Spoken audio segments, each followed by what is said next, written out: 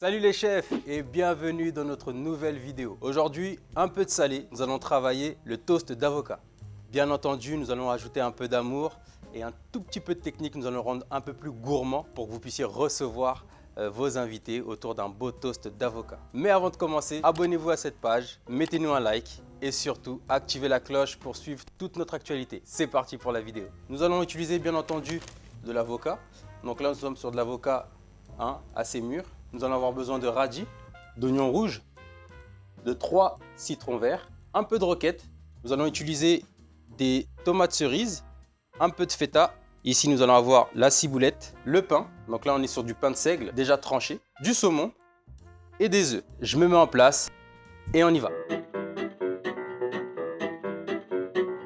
Je vais donc commencer par mon pain. Donc vous prenez une grille de four, vous mettez vos tranches de pain et vous les mettez à toaster. Moi j'ai mis à 220 degrés environ 5 minutes, c'est vraiment pour leur donner une belle petite croûte généreuse bien sur le dessus. Pendant ce temps, nous allons commencer par nos œufs. Pourquoi nous allons commencer par nos œufs? Parce que les œufs pochés peuvent se réserver au frais. Je lance mon eau, donc je pars à ébullition. Pour l'instant, il n'y a pas de problème. En attendant, ce que je vais pouvoir déjà faire, c'est m'occuper de mes légumes. Donc là, je vais prendre mon oignon rouge, je vais simplement l'éplucher.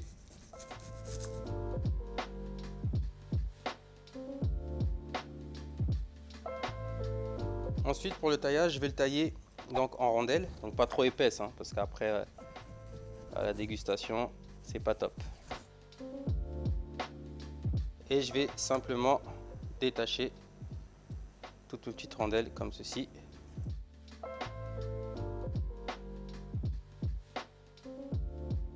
Donc mon oignon, c'est fait.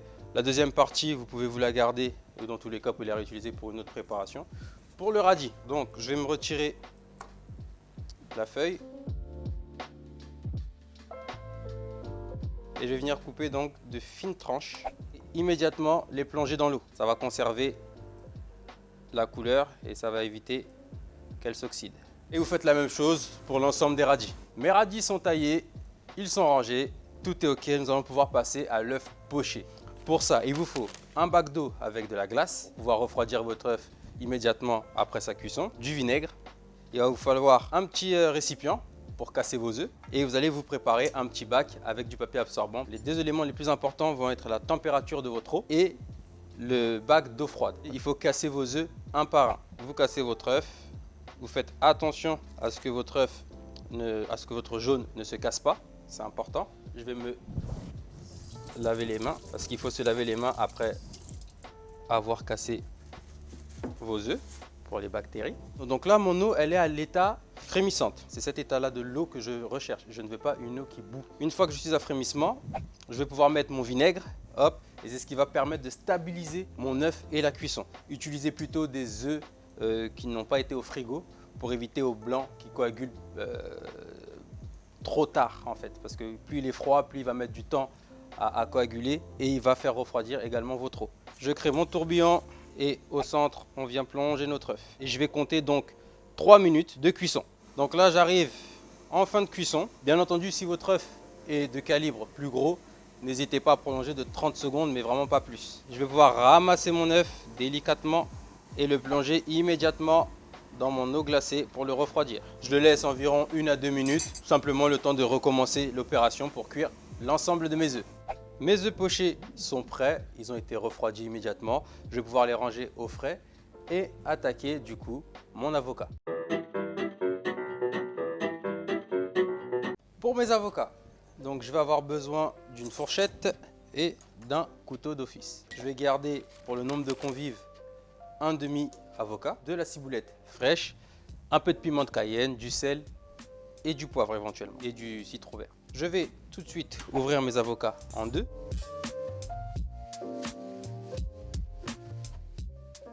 Ensuite, je l'ouvre et avec mon couteau de tour, je vais simplement mettre un petit coup hop, au milieu pour retirer le noyau. Ensuite, à l'aide d'une cuillère, je vais venir retirer la chair et que je vais mettre directement dans mon cul de poule ou dans un saladier, c'est pareil. Maintenant, à l'aide de ma fourchette, je vais donc écraser mon avocat.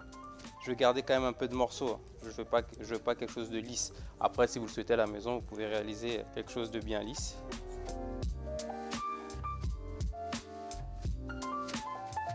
Donc je vais tout de suite zester un citron vert.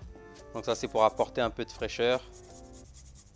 Mon citron, je vais le couper en deux.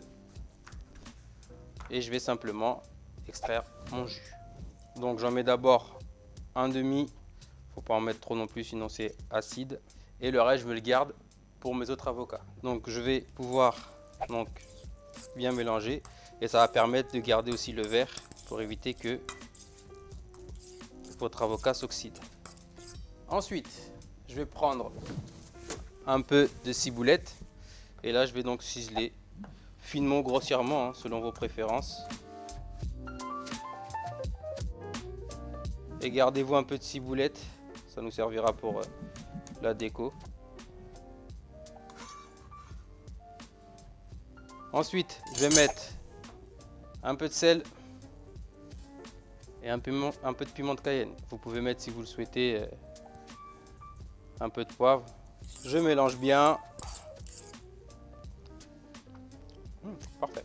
Donc je vais pouvoir le filmer et le réserver au frais en attendant que je finisse mes préparations. À présent, nous allons réaliser notre sauce hollandaise. Donc pour ça, je vais avoir besoin de mes jaunes d'œufs et de mon eau. Et l'objectif, c'est de faire foisonner mes œufs et mon eau. Donc là, je vais obtenir ce qu'on appelle un sabayon. Ça va être une préparation mousseuse. Ce qu'il ne faut surtout pas, c'est dépasser les 55 degrés. Si vous n'avez pas de thermostat à la maison, c'est pas grave. Je vais juste vous montrer comment arriver au résultat. À partir de 55 degrés, si vous voulez, vous allez avoir votre jaune d'œuf qui va commencer à coaguler. Là, il faut que je puisse mélanger sans que ça coagule. Je pars sur un feu pas trop fort. Vous voyez, là, j'y suis presque, hein. J'ai épaissi, ça mousse. Mais là, j'ai déjà une autre texture. Là, je suis arrivé à mon sabayon. Donc ça va vite parce que moi, j'ai une petite casserole, bien entendu. Donc là, je vais juste baisser un peu la température, le chauffer légèrement. Et je vais pouvoir ajouter mon jus de citron. Donc là, je suis à 2 sur ma plaque parce que je vais garder un minimum de chaleur. Et là, ce que je vais faire, c'est simplement ajouter mon beurre en parcelles. Et je vais donc faire monter, si vous voulez, ma crème. Et là, je vais donc pouvoir ajouter la dernière partie de mon beurre. Et je vais continuer à la faire monter. Hop, une fois que je suis là, je repasse à 1 et je vais pouvoir saler ma préparation. Donc si vous avez du poivre blanc, vous pouvez mettre du poivre blanc. Moi je vais mettre que du sel parce que je ne veux pas de petits points noirs. J'ai du poivre noir ou du piment de Cayenne et j'en veux pas dans ma sauce. Pareil, vous assaisonnez, vous goûtez et si l'assaisonnement vous convient, vous la mettez au coin du feu, pareil à 1, pas plus, sinon il y aura une surcuisson. Nous allons pouvoir dresser et monter du coup notre toast d'avocat. Je vais commencer par prendre mon toast. Je vais prendre ma crème donc d'avocat et je vais venir étaler très grossièrement comme ceci.